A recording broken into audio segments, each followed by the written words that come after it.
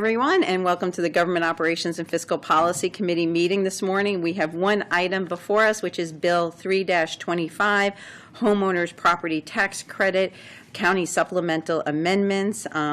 This is our lead sponsors is our committee, Government Operations and Fiscal Policy, myself, Councilmember Friedson and Katz.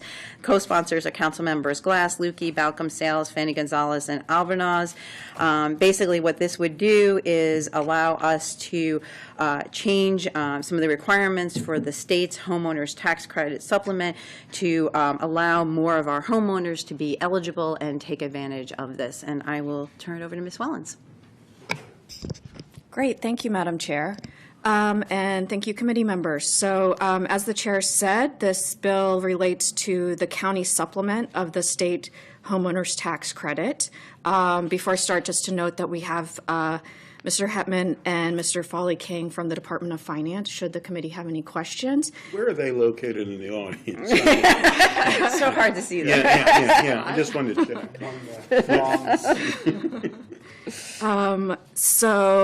As you know, a number of the state has a homeowners tax credit, which is the eligibility is based upon the net worth and the income of the homeowner, and it's a progressive tax. So the lower the net worth, or the lower the combined income, the higher the tax credit.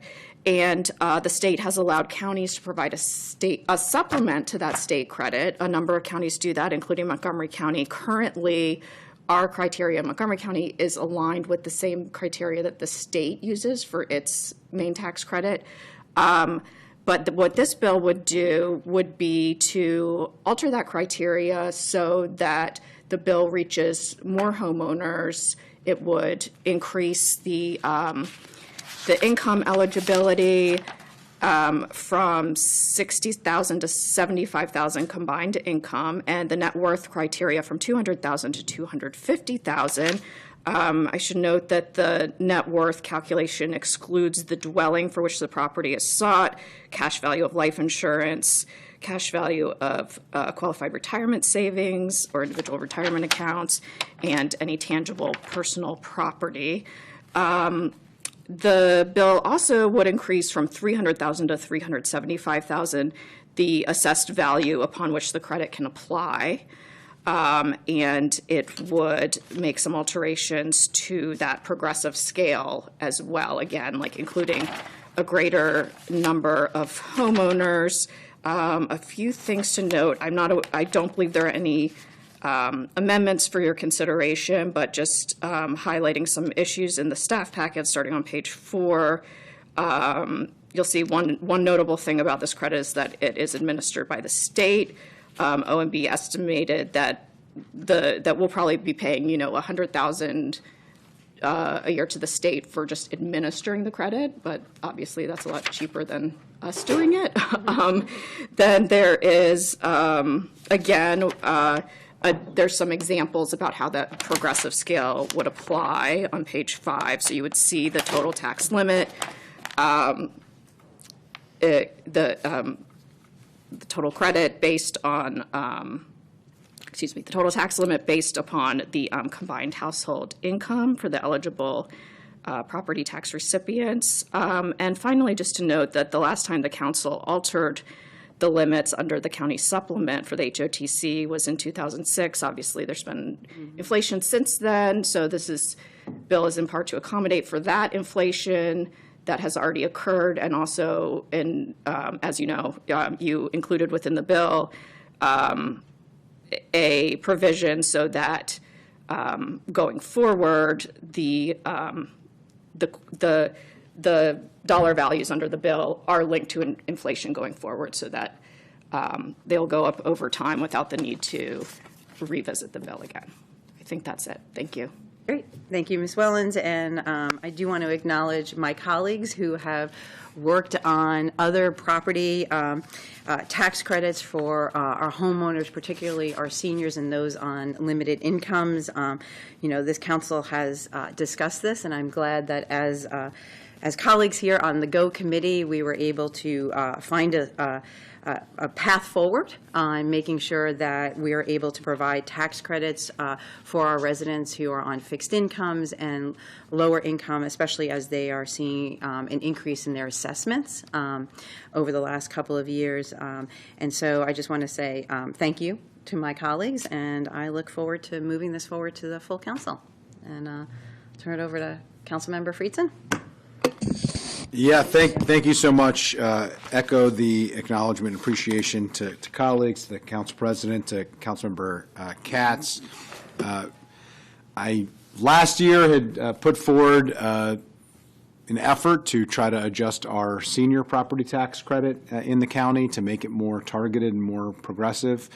And while that ran into some roadblocks in terms of concerns about implementation and the ability for the Department of Finance to actually implement it in a time-sensitive and cost-effective way, and whether or not it was too costly. I thought we could do it. I thought it was important enough to do, but there were concerns that were raised about that. And so this is a really important and meaningful step forward in a way to address this in another way, but to try to target some of the same folks who, as the council president noted, are on fixed incomes, are struggling to keep up with rising costs, are struggling with the increasingly less affordable challenges that we face in our county, in our country, in our community. So, this is meaningful.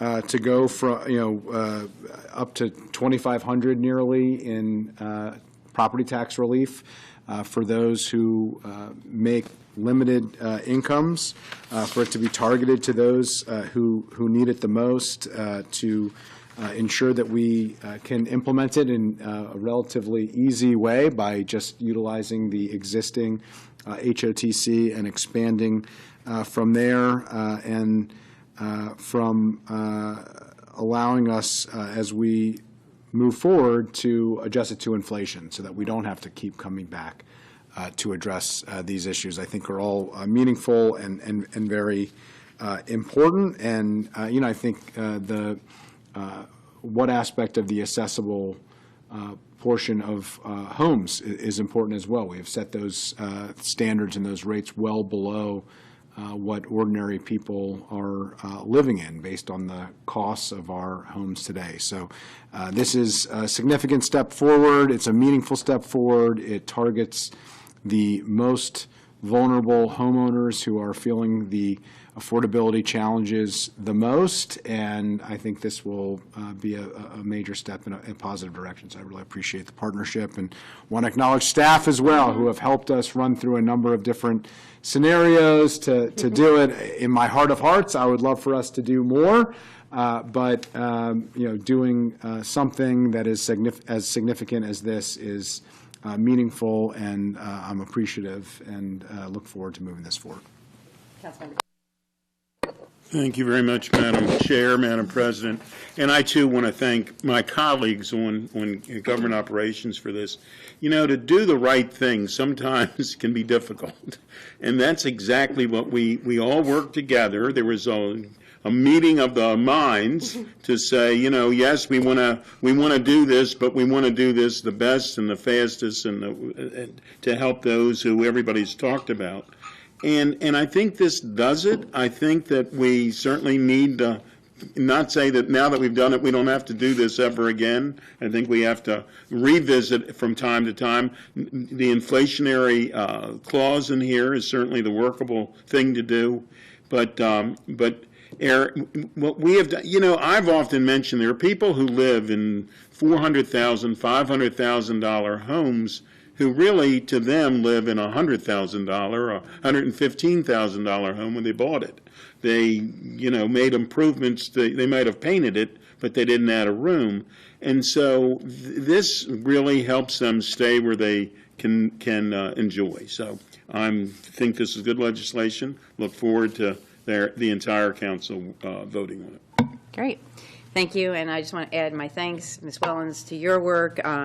Mr. Ali, who on our central staff did a lot of the number crunching on this, and our finance department as well. And I do think we ended in a good place. And I will note also there are a number of municipalities who also do the HOTC supplemental, and I know they're actually looking at the model that we're pushing forward now. So glad to also set that standard for some of our municipalities as they're looking at the supplemental as well. So I think with that, we have a recommendation from the GO Committee, 3-0, to put this before the full council. Thank you. Thank you. All right, with that, we are adjourned for the Government Operations and Fiscal Policy Committee. We will come back at 10:30 for our Joint Committee of Government Operations and Fiscal Policy and Economic Development. Thank you all.